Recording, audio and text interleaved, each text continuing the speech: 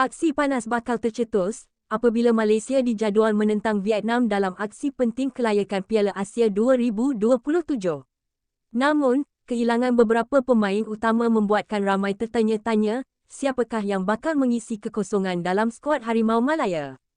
Lebih menarik, 3 pemain luar negara kini dilihat berpotensi menjadi senjata rahsia pasukan kendalian Peter Kramovsky untuk memastikan Malaysia terus kekal di puncak kumpulan.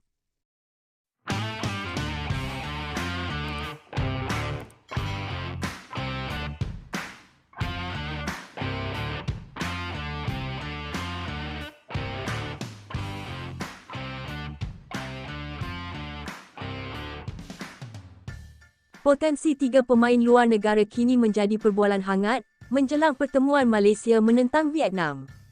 Skuad bimbingan Peter Kramovsky ketika ini berada di tangga teratas kumpulan F dalam pusingan kelayakan akhir Piala Asia 2027 dengan 15 mata, 3 mata mengatasi Vietnam yang menghuni tangga kedua. Perlawanan terakhir kumpulan bakal menyaksikan Malaysia bertandang ke Stadium Tien Truong untuk mengekalkan rekod tanpa kalah mereka. Namun cabaran besar menanti Harimau Malaya apabila skuad kebangsaan dijangka kehilangan 7 pemain susulan keputusan yang dibuat oleh Mahkamah Timbang Tara Sukan pada 5 Mac 2026. Situasi ini membuka peluang kepada beberapa pemain luar negara untuk mencuri perhatian dan merebut tempat dalam skuad kebangsaan yang bakal memulakan kem latihan pusat selepas sambutan Hari Raya Aidilfitri.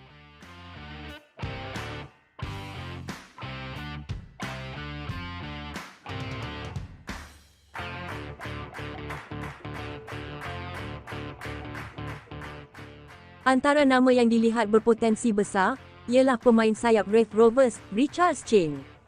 Pemain berusia 24 tahun itu baru sahaja kembali daripada kecederaan dan sempat diturunkan sebagai pemain gantian dalam aksi Liga Scottish Championship musim 2025-2026. Richard sebelum ini pernah dipanggil menyertai skuad Harimau Malaya dan sempat membuat penampilan ketika aksi persahabatan menentang Palestin. Nama kedua yang turut mencuri perhatian ialah perancang tengah berbakat Wan Kuzain Wan Kamal yang kini beraksi bersama Sporting JAX. Pemain berusia 28 tahun itu sebelum ini beberapa kali berada dalam senarai simpanan Harimau Malaya. Prestasi konsistennya di peringkat kelab menjadikan beliau antara calon terbaik untuk memperkuatkan jentera tengah Malaysia. Sementara itu, seorang lagi pemain yang menjadi tumpuan ialah pertahanan kelahiran Kuching, Sarawak, iaitu Sambon. Pemain berusia 27 tahun itu memiliki reputasi yang cukup baik di Ireland dan pernah beraksi di pentas Eropah termasuk dalam kelayakan UEFA Champions League musim 2025-2026. Namun begitu, status kelayakan Sambon untuk menyarung jersey Harimau Malaya masih belum disahkan secara rasmi oleh Persatuan Bola Sepak Malaysia. Jika segala urusan berjalan lancar, kehadiran 3 pemain ini mampu memberikan nafas baharu kepada skuad negara menjelang aksi penting menentang Vietnam. Malaysia dijadualkan bertemu Vietnam pada 31 Mac 2026 jam 8 malam dalam perlawanan yang dijangka menjadi penentu kedudukan kumpulan.